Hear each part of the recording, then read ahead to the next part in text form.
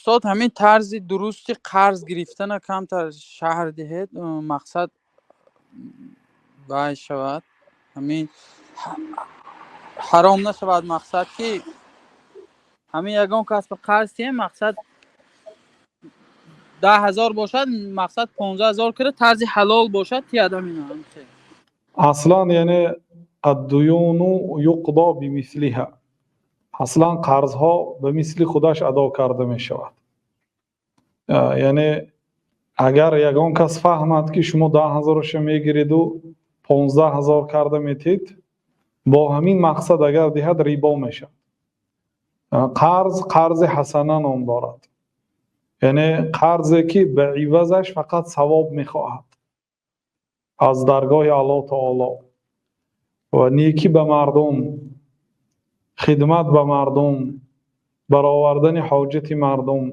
آدمی که قرض گرفته برای قرض گرفتن به نزدتان آمده است، البته او یعنی علل خصوص آدمی به عقل، آدمی به ایمان باشد، یعنی به آسانی آمدگی نیست. قرض پرسیدن به آدمی که شرف دارد، ایمان دارد، عقل دارد، بسیار کار مشکل است. شبانه فکر میکند که فردا از کی قرض پرسم. بنابراین عبدالله بن عباس رضی الله عنهما گفتند که من مکافات یک شخصی را ادا کرده نمیتوانم. اون کسی که شبانه فکر میکند که از کی قرض پرسم، تا سحر فکر میکند به خلاصه میرسد که به نزد فلانی میروم، گفته مرا اختیار کرده است، همین آدم را مکافاتش را داده نمیتونم. گفتم مقصد من مناسب دانسته است برای گفتن حاجتش. گفته عبدالله ابن عباس خرسند میشدن.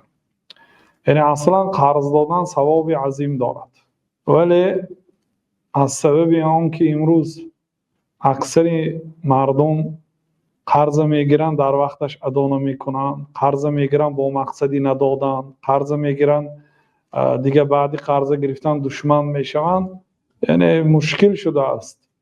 و بعضی علما ذکر کردن که کسی به مردم قرض میداد ولی از سبب آن که بعضی آدم ها قرض را برنگرداندند، بعد برای خود پیشه کرد که دیگر به کسی قرض نمیدهم، گناه اذیت آن آدم هایی که به قرض محتاج شدند و این آدمی پولدار به آنها پول نداد، قرض نداد، به همون آدم هایی که سبب شدند که این پولدار قرض نداد. بسیار پولدارا قسم خوردگی هستند که دیگه قرض نمیدهم.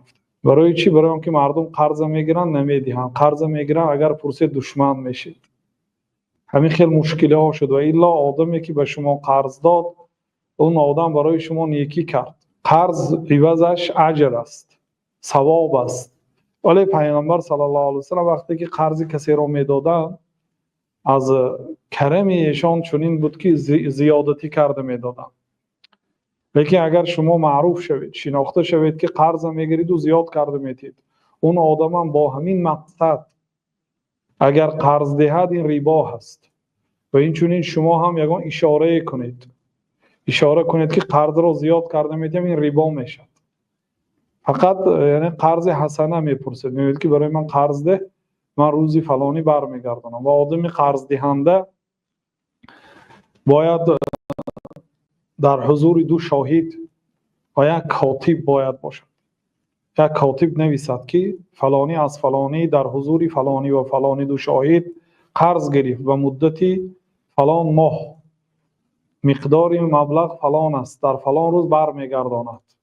گفته مکتوب میکند و چیزی نوشته است، دو نسخه بعد امضای شاهدا، یک نسخه در دست قرض ده، یک نسخه در دست قرض گیرنده باقی میماند.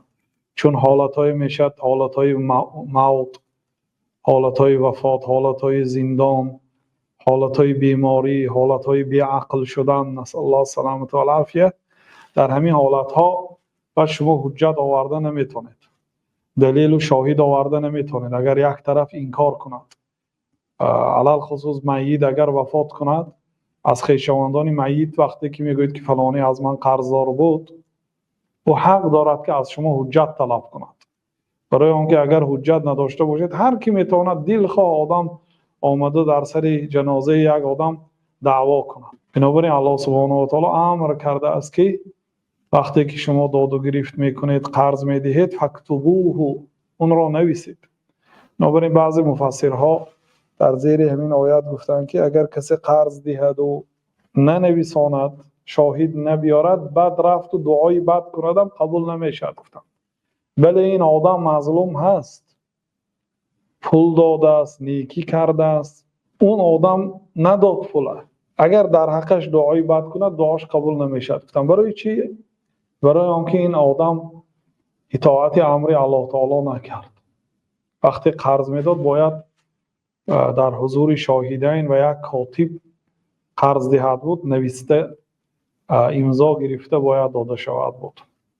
این است یعنی طریقه درست قرض دادن و قرض گرفتن. الله تعالی اعلم.